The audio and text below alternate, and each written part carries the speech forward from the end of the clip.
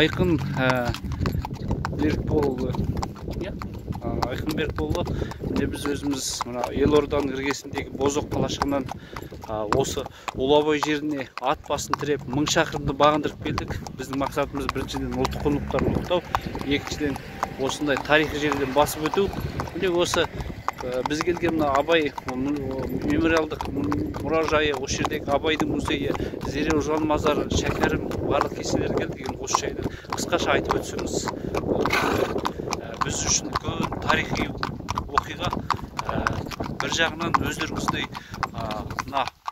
қазақтың ұлттық құндылығын, мәдениетін ұлықтап жүрген барша жастарға өнеге болады. Жалпы сіздер мына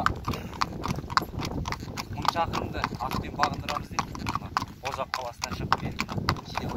Қош келдіңіздер. Қазіргі аттың үстінде отырып қазіргі 10 километр бағындырып жатқан жағдайлар жоқ деуге болады.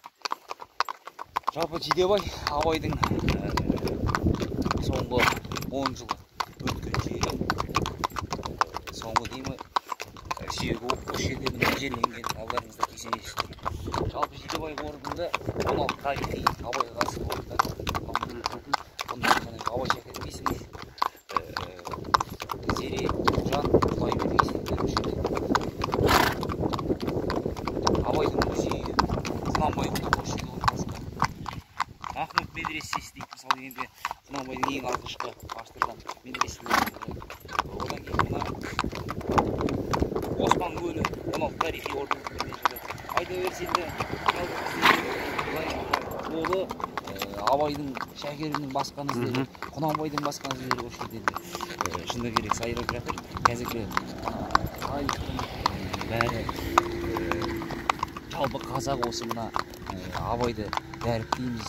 Абайды осы шыңына жеткіземіз, әлемге танытамыз деп жанталасып мысалы жатырмыз, бірақ енді шынында керек таныту дәрежесінде жоғары деңгейде атсалысып жатырмыз деген үміттеміз. Сіздерге енді ең көп рахметті сіздерге айтамын. Осы 1000 шақырымды бағындырып, ақ туризмді дамыту мақсатымен сіздер осы жерге өттіңіздер. Мысалы Абай рухына, Абай жеріне келген адамдарымызға құт бітсін. Рахмет. Алла әр істеріңізге береке берсін. Осындай тарихи жерлерді сіздерге тағы да дәріптеп, ат туризмін алдыға қойған мақсаттарыңызға жетіп жүріңіздер.